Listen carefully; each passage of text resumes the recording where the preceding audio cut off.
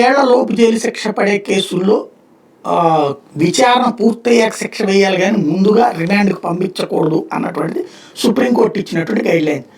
అలాగే social media కేసుల్లో రిమాండ్కి పంపించకూడదు అన్నటువంటిది కూడా సుప్రీంకోర్టు గైడ్లైన్. కానీ ఈ మధ్యకాలంలో ఈ రెండింటిని పక్కన పెట్టేసి ప్రతి కేసులో కూడా రిమాండ్లకు పంపిస్తున్నారు. పోలీసుల ఒత్తిడి కావచ్చు, ప్రభుత్వం వైపు నుండి పోలీసులు చేసేటటువంటి ప్రెషర్ కావచ్చు, లేదా మీడియా ద్వారా చేసే హైప్ ప్రచారం వల్ల కావచ్చు. దాంతో మ్యాజిస్ట్రేట్లు ఆటోమేటిక్గా రిమాండ్లకు పంపించేస్తున్నారు. ఈ మధ్యనే హైకోర్టు దాని మీద సీరియస్ అయ్యి ధర్మాసనం ఒక కీలకమైనటువంటి ఆదేశాలు ప్రతి మ్యాజిస్ట్రేట్కి పంపించమంది.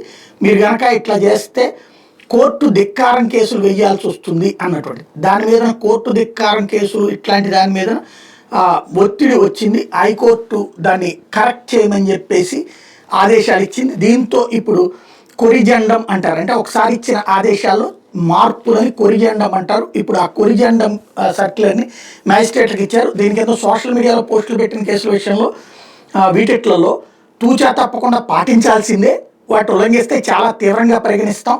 అయితే కోర్టు దిక్కన చర్యలకు బాధ్యులవుతారంటూ హైకోర్టు రిజిస్ట్రార్ కమలాకర్ రెడ్డి ఇచ్చినటువంటి ఉత్తర్వులు మాత్రం అందులో చిన్న మార్పు చేసి జూలై 5 నాటి సర్క్యులర్లో తీవ్రంగా పరిగణిస్తాము, కోర్టు దిక్కనకు బాధ్యులవుతారు వంటి పదాలను తొలగించి పూర్తిగా శాఖాపరమైన చర్యలకు బాధ్యులవుతారు అన్నటువంటి పాయింట్ రాసుకొచ్చారు. అంటే ఏ స్థాయిలో అక్కడ సీరియస్నెస్ ఉందో అర్థం చేసుకోవచ్చు ఏం జరుగుతోంది అన్నది ఎవరి అభిప్రాయం వాళ్ళకి.